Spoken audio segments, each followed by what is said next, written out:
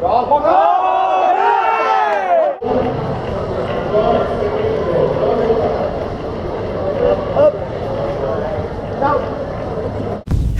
are you fasting, bro?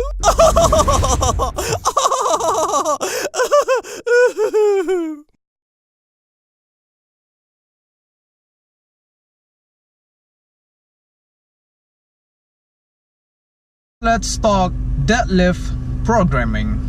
Disclaimer, this is not intended to be a be-all end-all guide. I do believe that in order to succeed in powerlifting, you need to have a coach. The necessity for hiring a coach is to identify your weakness, your strength. A good coach will know what program to give you. In my experience, there are two key components to a big, huge deadlift. Number one is technique, and number two is programming. I don't care if you're a conventional puller or sumo puller. I am a sumo puller in competition. Technique is the most important. Technique is how I increase my deadlift to over 200 kilo in a 66 kilo class or 67.5 before my IPF meet. And I did that in less than a year of powerlifting. Yeah. Specifically, I'm gonna talk about sumo because I'm a sumo puller. This principle applies the same to when I do conventional deadlift. I'm gonna show a video of my previous sumo deadlift form. So this is my 185 kilo pull from my meet in March 2016. This was a good lift, but as you can see at the top, there's a hitch at lockout. And this one is my third attempt in the same meet, 200 kilo attempt, more like a YOLO attempt. As you can see, I felt lockout. Forward to my meet in August 2016. This is my third attempt, 207.5 kilo. As you can see, as soon as the bar breaks off the ground, I had no problem locking out that weight. So in my experience, in my opinion, that is how you should pull. If you pull sumo and you have problems at lockout, then you need to tweak your form. For me, as soon as that weight breaks off the ground, it's easy. It should be smooth. It might be slow, but it's one way up. Not like you go up and then you stop. No. You might slow down, but it's always gonna go up. I would know right from the start, if I cannot get the weights to break off the ground, then I would definitely miss that lift. So yeah, technique is key. You need to pull the slack out of that bar before you even initiate the pull. I'm not the best person to teach you the cues to a good technique of a sumo deadlift, even conventional for that matter. And since I got these cues and tips from the man himself, Chris Duffin, the video of which I learned how to deadlift properly, I'm gonna link it in the description. So yeah, it was Chris Duffin who taught me how to deadlift properly. For my deadlift, I believe in doing singles for deadlift only. Hypertrophy, I still do high reps, but even though you're on strength cycle or a peaking cycle, regardless, I would do a singles only. This is what has worked for me in the past. Previously, I was doing conjugate. I followed a template from Aesthetics. I'll link to their video. So the conjugate template from Aesthetics really increased my deadlift. On max effort days, you do heavy singles. You can do triples, but I usually do singles only. And for the dynamic speed day, the technique day, they have you do speed work, which is singles also, like 10 to 12 sets of singles.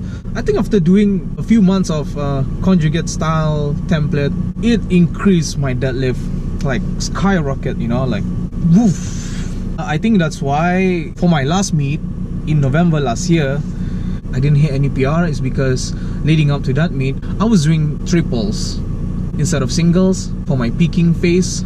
So yeah, I changed something and that cost me. Interesting enough is that recently I found a video by Lane Norton, Dr.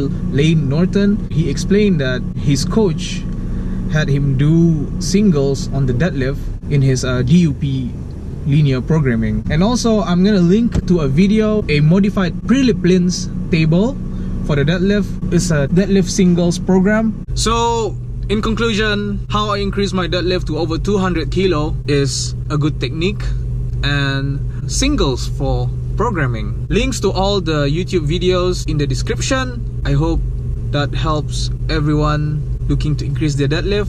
Alright, let's continue today's vlog.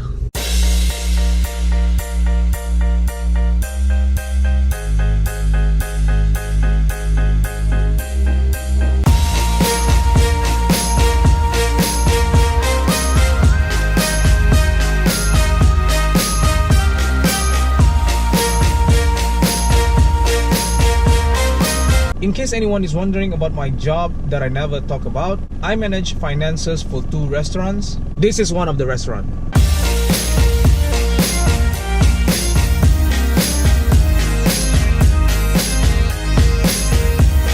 Well, I do have a shared office with my boss above the restaurant. I didn't come here to work. I came here to get this, some food for my family. Got a family gathering tonight at my parents' house. I don't like wearing dry fit for powerlifting. I'm wearing this because I want to go to the barbershop. You know, when you cut your hair, the hair slides off.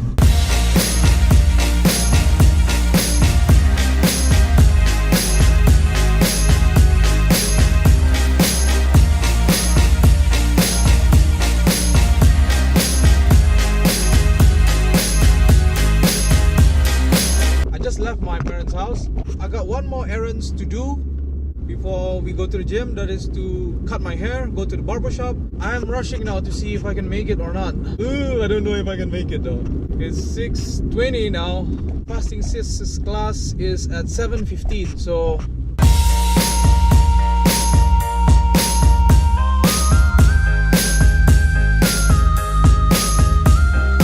I'm at the barbershop now, but it looks like it is full. I'm gonna check anyway. Update, they have open slots. A few moments later. Got my haircut. I think I'm gonna make it, but the problem is I haven't prepped my intra workout. Man, fasting sis is gonna kill me.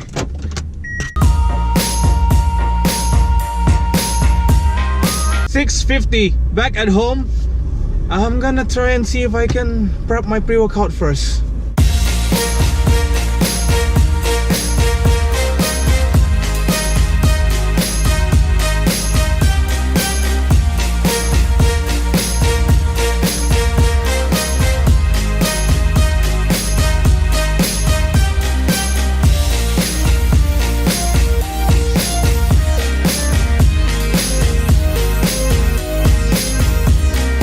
Dropped off fasting says already.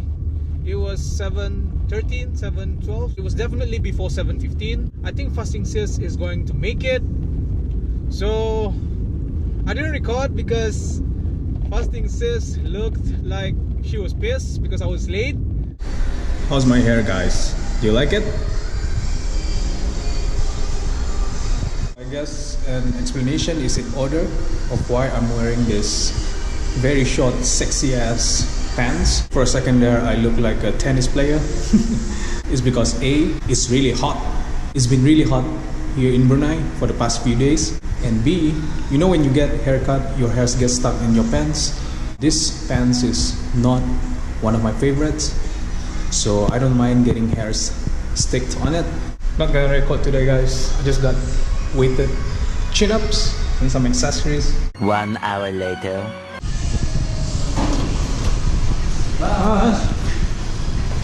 Come on, fasting says we're late. How's your shabab? People were looking at me and said, oh my god, you're too bright. Come on, come on.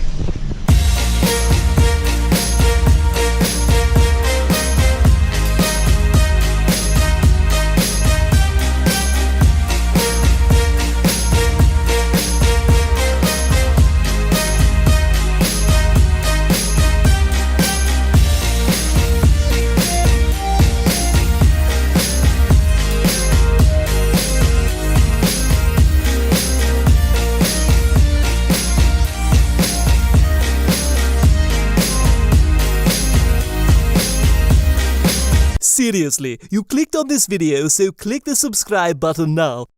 I'll wait. I have all night. I'll wait. I have all night. You done it yet? Seriously, you done it yet?